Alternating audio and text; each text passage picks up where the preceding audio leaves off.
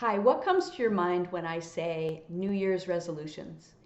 If it's, I don't believe in them, I've never made them, or, I used to make them year after year and I didn't follow through on any of the things I wanted to make happen in my life, or maybe you even made them last week, but you got that feeling that, here we are a little more than a week into the new year and oh gosh, I kind of think I did it again. That little voice is talking to you saying, great ideas, yet you're not going to do it.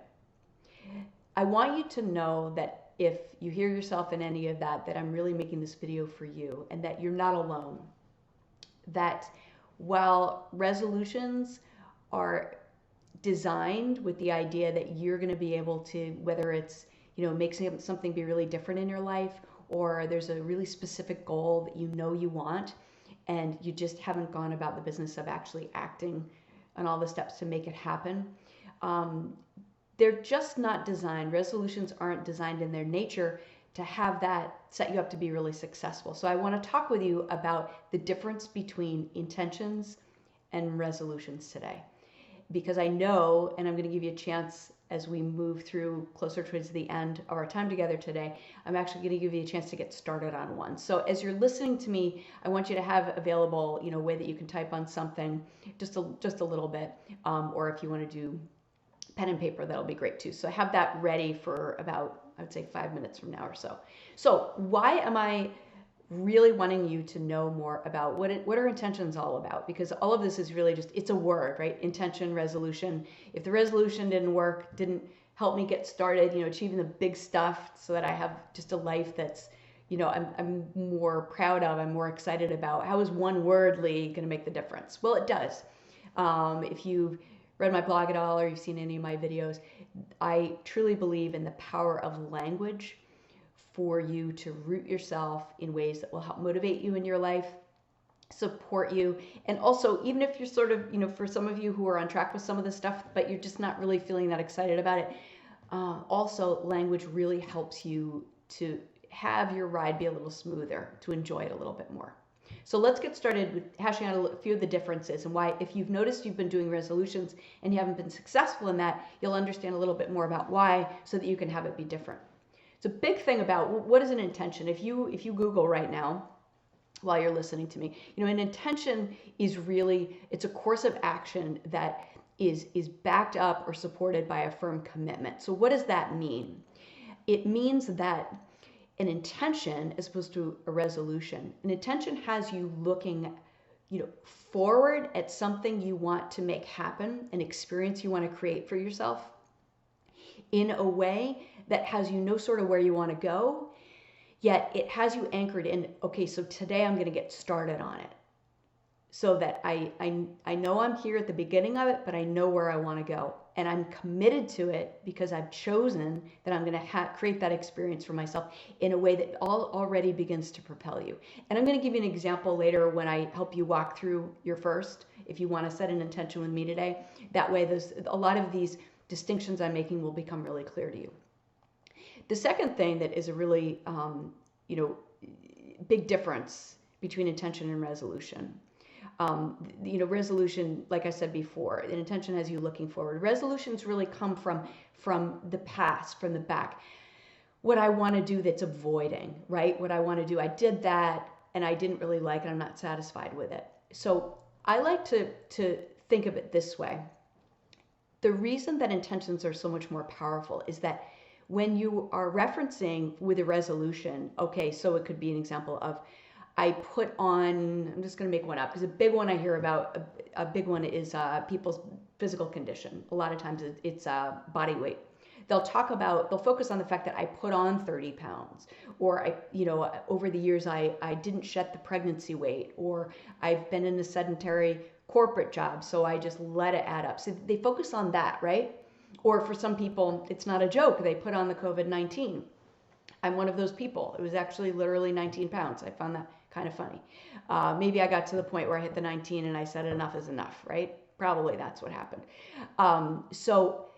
When you think about that, when you are trying to make something happen for yourself, you need all your energy, all your executive planning to make the decisions and make the steps, make the planning, schedule it so you get working on your goals. All that energy is best used if it's moving forward. Resolutions have had a tendency to have us talk about what happened already. It focuses, you hear that language, oh, I put on the COVID-19. Oh, I didn't do anything to work on that promotion at work. People look backwards. Intentions have you looking forward. So the third distinction I want to make is that resolutions often, in terms of the language, even if you talk to yourself about it, I don't want you to spend too much time talking about how you used to do it, because the new way will be a lot more powerful and effective for you. But just take a few minutes, the way you used to talk about it.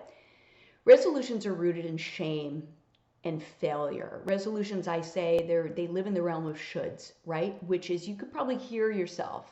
Take a second as you're listening to me about the things that you've had in the past that year after year you've had in mind to have be different, and they just haven't been yet. What were you telling yourself about it? Which is, oh, another year's gone by, John. Still haven't lost the weight. Another year's gone by. Another year's gone by, right? Haven't been working on my marriage. Another year's gone by. That language is all very much like shame and failure. And then you add to it the realm of should, when I mentioned before, that's another big part of that, sort of has us hanging in the back, has us living in the past a little bit, which is not an energizing place to come from, right? So the idea of shoulds would be, think about your language is, oh, I should, and then fill in your blank right now. I'll give you a minute. I should, and then fill in with something that you're wanting to make happen in your life. I should. No, should is drudgery, right? That's where the power of language is amazing. I should is sort of something outside of me says I should do it, or society, or something like that says that I should be doing this. No, it's kind of like I have to. So the big difference would be, let's say, in the language of intention would be, I'm excited about doing this. I'm really looking forward to making that happen. Or I really want to have that. It's I get to rather than I have to. You hear that? Hear how even I've just talked about 3 different things so far, and all I did was use different words. And it changes the game completely. So I want you to really notice that, paying attention to your language as you decide this year how you're going to talk to yourself in a way that has you making those things happen. The last thing I want to mention about the difference between intentions versus resolutions is essentially I experience resolutions is just as more negative in general, just heavier. Like I mentioned before, when you're holding on to, let's say I'm starting, here we are, let's say it was January 1, and you're saying, okay, I have this plan, I have these things that I want to make happen. But when I'm talking about it, I'm talking about it from a place of it exists because of what I didn't do yet. That's what I mean about it being negative, versus I would offer to you when you're doing this, and why if you've had not such great success with the resolutions up to this point, it's because you were probably unwittingly holding on to some of that old stuff. So instead, with the intention, that's where you tap into that clean slate. With the intention, it's really, okay, here I am today. I got some ideas about what I want to do, and I'm gonna have my eye on that. And that's the last distinction I make between those two, because from now on I want to talk about just intentions. I want you to be letting go of the concept of resolution. So when you think about intentions, and now we're almost to the point where I'm going to have you get started on your own if you'd like to join me today, which would be really great, because then you're actually doing it. You thought you were just going to watch a video, but oh wow, the bonus was this conversation ended up with me actually starting to work on one of those things I really wanted in any area of your life. So the beauty of the intention is to get back to that language, which is really important. It's about a course of action that leads you to something that you really want to make happen. So what I love in terms of, this is the fun part for you. Now that you're beginning to think about, just pick one. Let's get started. Let's not wait. Let's pick one of the resolutions that you made last week that you haven't made any progress on, or if you haven't done it yet, just think about something. Look around in your life. What's something that I really want to do this year? get started on for real this year. And now what we get to do, and this is the magic, this is what will help you actually make it happen, is we'll reverse engineer it. And that's the power of intentions. In order for you to have the energy and the excitement and the confidence that I'm actually going to do this, and if it's been a while now, I'm really finally going to make my dream happen.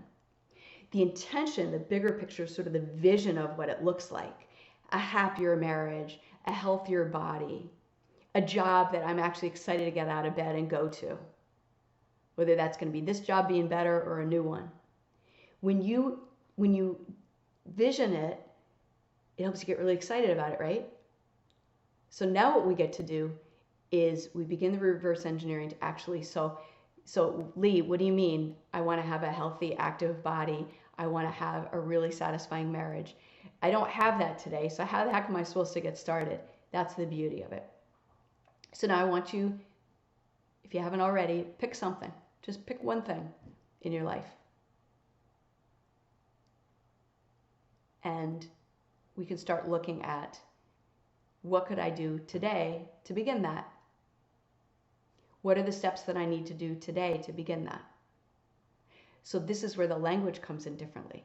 It's, if you notice very clearly, I didn't say I'm going to let go of 19 pounds or 15 pounds that I have left, whatever it is, or my satisfying marriage is going to happen tomorrow. No, it's going to take some work. But what can I do tomorrow that actually will get me set on that? So that could be talking to my spouse about going to counseling. That could be getting in touch with a marital counselor.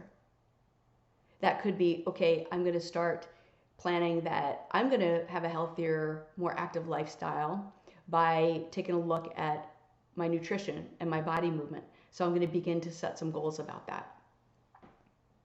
Because that's another thing, something that I didn't mention before, what I love about intentions. Intentions are more effective because they are flexible and they have wiggle room for you. So when life shows up and you've got your plan and you started acting on it, but things happen in your life, some people feel really thwarted by that, and they'll say, oh, I had this goal because I made a resolution about it. I had this goal and, oh, I can't do it that way. I wanted to lose this amount of weight and I broke my ankle. Now what do I do? An intention has you still have your eye on that end goal and say, okay, I can't really do that same exercise. What else can I do? You see the difference? That's the beauty of it. So now that you have the thing that you've picked, you can see that an intention lets you begin to schedule in the specific steps you're going to take to work on that. Yet it also allows you in it to say, look, this was a course of action I'm doing, not an end state. This was every day I'm going to be doing everything I can to work on a healthy, active lifestyle. It's not so limited just by the rigidity that sometimes a specific result can have. Because what if life happens to you and you can't do it that same way? See the difference in that? So it's really kind of forgiving. And I think it also answers the question of why a lot of people begin and haven't worked so well on that word that I said I'm not going to say anymore. That's where intentions set you up a lot more for success. Because people often will begin with an intention and they'll say, oh, wow, something shifted in my life. That didn't work out the way I thought it was. Now what do I do? And you say, oh, yeah, that's built in. What experience am I looking to create? Happier marriage, more satisfying job. Okay, let me take a look at today, this week, this month. What can I do to still be in line with that? Make sense? Yeah. So now that you've picked it, let's spend our last few minutes talking about how you get started. Well, in the spirit of the reverse engineering, when you think about having a goal that you've articulated, you're going to be asking yourself the questions like, is it reasonable? Is it something that I can achieve within my current circumstances? Now, I'm going to offer to you that the way that you start with it is you have a weekly plan of action, knowing that if you begin these steps now, you'll eventually lead yourself to that final vision. The most important thing that you can do as you get started with me on this today, I hope, is to begin to schedule it. When you begin to, whether it's writing it down, typing it in, When you begin to articulate your future in that way, you actually begin to make it happen. You see how that works? So I hope you do this as soon as you finish listening to this video. Get in touch again with what's the experience, what's that vision and that I'm looking to create for myself, and what can I do tomorrow, the next day, the day after that. It'll vary depending on your goal, but let me just go back to the weight loss one, the body conditioning, having a healthier body because it's so common for you. So what that looks like is we don't focus on our weight at the end of the year. We don't focus on what am I going to do to achieve that, because right now I'm nowhere close to that. What you do focus on, and this is where you get out, start writing it down. You say, well, tomorrow I'm going to start to research some healthier foods that I can eat that I really like. Or I'm going to be looking at my schedule to say, well, what's been getting in the way? I don't have enough time for meal planning. I don't have enough time for food prep. I'm going to start to look at my schedule and see why that is. So there, you're going to use your time management skills. I'm going to be looking at, because I don't want to make it harder on myself and just try to let go of these pounds with healthier eating. I'm going to look for where I can create some body movement in my life. But I trust, because people likely are telling me that if I want to set myself up for success, I want to build that into my life. So I'm going to schedule it, because that will actually support me and guide me in it. One of the ways that I really like to look at this is when you develop a plan and then you write it down, and then all you got to do is take it day by day. It actually is one of the most freeing experiences you can have, because you get to go to sleep tonight and tomorrow night and the next night saying, put your head on the pillow and say, wow, I did everything today I needed to do in order to create that amazing thing that I am for myself. You get to rest really easily because your schedule's got your back, and all you got to do is commit to it. And like I always say, if there's a day where you don't, that's okay. Clean slate. The next day you wake up again and say, okay, I'm going to choose that again. I'm going to commit to that again. And you will make it happen. So in terms of what I wanted you to do before we wrap up with this video, you've got your vision of the experience you want to create for yourself. Begin the steps of looking at, what can I do? You can break it down you could do it 6 months, the next month, the next few weeks, to specifically what would lead you to that so that you'll be successful. Yeah, so I hope that you decide that you're going to begin to set intentions, even just one for now, because this is your life. You get to design it. And a great place to start is by setting these intentions, by making a plan, and by taking action on the steps every day. And then you'll get there, I promise. Take care.